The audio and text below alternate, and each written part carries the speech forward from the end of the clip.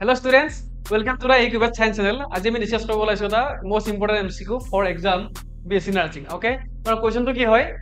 Magnetic flux depends on option A magnetic field only, option B area only, C direction of the area with respect to the field. Okay? আৰু D দি আছে all of the above.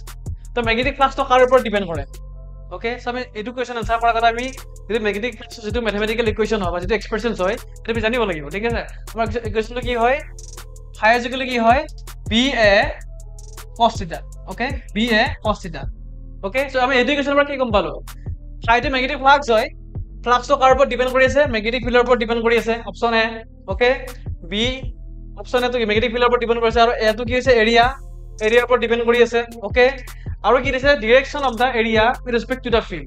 আমাৰ যেটো area থাকিব এই এৰিয়াটোৰ যেটো direction থাকিব সেই ডাইৰেকশনটোৰ ওপৰত কি কৰে ডিপেন্ড কৰে ম্যাগনেটিক ফ্লাক্সটো, ঠিক আছে? তো এৰ আমাৰ কারেক্ট আনসার কত হ'ব all of the above, because কি হয় এটো ম্যাগনেটিক ফিল্ডৰ ওপৰত ডিপেন্ড কৰে, এৰিয়াৰ ওপৰত ডিপেন্ড কৰে আৰু এই এৰিয়াটোৰ বা এই এৰিয়াখনৰ পাৰ্টিকুলাৰ ডাইৰেকশনটোৰ ওপৰত ডিপেন্ড কৰিব, ঠিক আছে? সেইকাৰণে ইয়াৰ আনসাৰটো কি হয় option D all of the above. Okay, তো এনেকুৱা ধৰণৰ কোৱেশ্চন বিলাক আৰু পাই থাকিবৰ কাৰণে আপোনালোকে Equibat Science চেনেলটো সাবস্ক্ৰাইব কৰিব আৰু ফলো কৰিব। Thank U.